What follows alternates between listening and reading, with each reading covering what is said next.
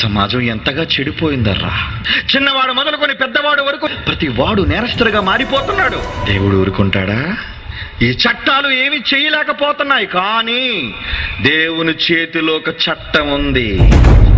ఆయన చట్టాన్ని దేనితో అమలు చేస్తాడో తెలుసా? కీర్తనల గ్రంథము 148 కీర్తన 8వ వచనం ప్రియులారా. అగ్ని, వడగండ్లారా, హిమమా, ఆవిరి, ఆయన ఆజ్ఞను నెరవేర్చు, తుఫాను. దేవునికి భయపడని వారికి చివరి ఘడియ ఇదే. దైవాన్ని నమ్మిన క్రైస్తవులకు మేలు కొలుపే ఇది.